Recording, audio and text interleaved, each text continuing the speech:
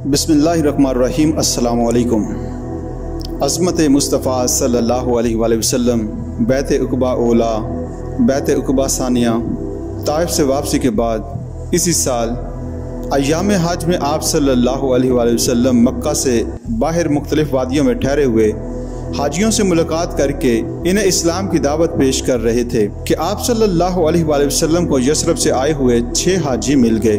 आपने इनके सामने अपनी दावत रखी।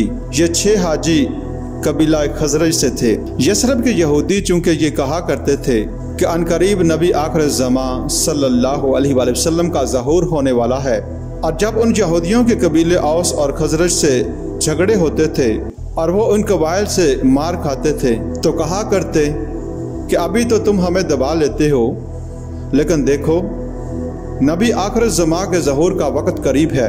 जब हम उनके साथ मिलकर लड़ेंगे तो तुम हमें शिकस्त नहीं दे सकोगे। यहूदियों की ये बातें अहले यसरब के कानों में पड़ी हुई थीं। जब यसरब से आए हुए इन हाजियों के सामने हजूर सल्लल्लाहु अलैहि वसल्लम ने दावत पेश की तो उन्होंने एक दूसरे की तरफ देखा कि मालूम होता है कि ये वही नबी हैं जिनका जिक्र यहूद करते हैं। इससे पहले कि यहूदी हजूर सल्लल्लाहु अलैहि वसल्लम पर ईमान लाते, कबीला खजरज के वो 6 आदमी ईमान ले आए। वापस मदीने जाकर उन्होंने थोड़ी बहुत दावत दी। इसके नतीजे में अगले साल हज के मौका पर 12 आदमी रसूलुल्लाह सल्लल्लाहु अलैहि वसल्लम की खिदमत में हाजिर हुए और उन्होंने कहा कि हमें कोई मुबलिग व मुअल्लिम और मुकरी दीजिए जो हमें कुरान पढ़ाए, क्योंकि आपसे तो हमारी मुलाकात अब अगले साल होगी। अरब में सफ़र करना आसान काम नहीं था।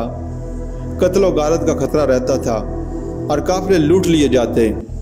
सिर्फ अशर हरम यानी हज के महीनों में अमन व अमान होता था कि कोई किसी को तंग नहीं करता। उन्होंने हजूर सल्लल्लाहु अलैहि वसल्लम से कहा कि आप हमें कोई कुरान पढ़ाने वाला दीजिए। कुरान फाल हज़रत मुसाब बिन उमैर रज़ी अल्लाह तआला अन्हु के नाम निकला और आपने इन्हें यसरब से आए हुए हजरात के साथ रवाना किया। कुछ अरसे के बाद आप सल्लल्लाहु अलैहि वसल्लम ने एक और सहाबी हज़रत अब्दुल्लाह बिन उम्मे मखतूम को, जो नाबीना थे, यसरब भेज दिया। इन दोनों हजरात ने वहाँ दावत व तबलीग का काम किया और इस लगन से लोगों को कुरान पढ़ाया कि हज़रत मुसाब का तो नाम ही मकरी पड़ गया था।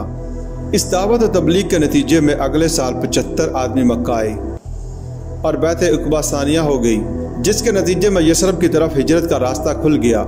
इन 75 अफराद में औस और खजरज के बड़े बड़े लोग भी मौजूद थे। इन दोनों कबाइल की बहसीत मजमूई इस्लाम की तरफ पेशकदमी से अल्लाह ताला की वो मशीयत इस तौर से पूरी हुई और मदीने की तरफ हिजरत हुई। रसूलुल्लाह सल्लल्लाहु अलैहि वसल्लम ने बकिया सहाबा को तो हिजरत की इजाज़त दे दी, लेकिन खुद अल्लाह ताला की तरफ से वाज़े इजाज़तनामा मिलने के मुंतज़िर रहे। इस ज़मन में एक वाक़या हज़रत अबू बकर सिद्दीक़ रज़ी अल्लाह तआला अन्हु हजूर सल्लल्लाहु अलैहि वसल्लम के साथ सफ़र हिजरत के लिए बिल्कुल तैयार थे और आप सल्लल्लाहु अलैहि वसल्लम से पूछा करते थे कि हजूर हिजरत की इजाज़त आ गई? आप फरमाते अभी नहीं आई। इस तरह हज़रत अबू बकर रोज़ाना दरियाफ़त फरमाते। हज़रत आयशा रज़ी अल्लाह तआला अन्हा फरमाती हैं कि एक दिन हमने अजीब नक्शा देखा कि ऐन दोपहर के वक़्त रसूलुल्लाह सल्लल्लाहु अलैहि वसल्लम चले आ रहे हैं और आप सल्लल्लाहु अलैहि वसल्लम अपने चेहरे और सर के ऊपर कपड़ा ओढ़े हुआ है। अरब में दोपहर के वक़्त किसी के यहाँ जाना और मुलाकात करना ना आज पसंदीदा बात है ना पहले कभी थी, क्योंकि ये किलोला का वक्त होता है। हज़रत आयशा रज़ी अल्लाह तआला अन्हा कहती हैं कि हम इस वक़्त हजूर सल्लल्लाहु अलैहि वसल्लम की आमद पर हैरान हुए। आपने आकर पहली बात यह फरमाई कि हिजरत की इजाज़त आ गई है।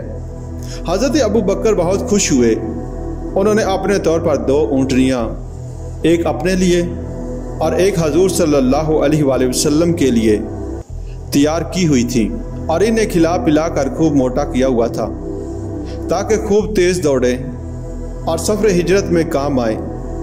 हज़रत अबू बकर रज़ी अल्लाह तआला अन्हु ने खुशी के अंदाज में अर्ज़ किया कि हजूर, मैंने सफ़र के लिए 2 ऊँटनियाँ तैयार कर रखी हैं। आपने ज़रा तौक़ुफ़ के बाद फरमाया, ठीक है, एक मैं इस्तेमाल करूँगा, लेकिन मैं इसकी कीमत अदा करूँगा। हज़रत अबू बकर ये सुनकर रो पड़े कि हजूर, मुझसे भी ये मुगायरत یہ حضور صلی اللہ علیہ وآلہ وسلم کی غیرت و اہمیت اور خودداری تھی۔ بہرحال مدینہ کی طرف سفر ہجرت ہوا۔ اس کے بعد آپ صلی اللہ علیہ وآلہ وسلم کی جدوجہد کا دوسرا دور شروع ہوا۔ مکی دور میں دعوت، تربیت و تزکیہ، تنظیم اور صبر محض، یہ چار چیزیں بیک وقت چلی ہیں۔ صبر محض تیاری کا دور ہے کہ جب تک اتنی طاقت نہیں ہے کہ کفر کے آمنے سامنے کھڑے ہو کر مقابلہ کر سکیں، اس وقت تک اگر تم پر کوئی زیادتی کی جائے تو جھیلو اور برداشت کرو اور صبر کرو۔ اس مرحلے پر کوئی جوابی کارروائی نہ کی جائے۔ یہ حضور صلی اللہ علیہ وآلہ وسلم کی کامیابی کے ضمن میں آپ کی دور اندیشی اور معاملہ فہمی کا انتہائی نازک معاملہ تھا۔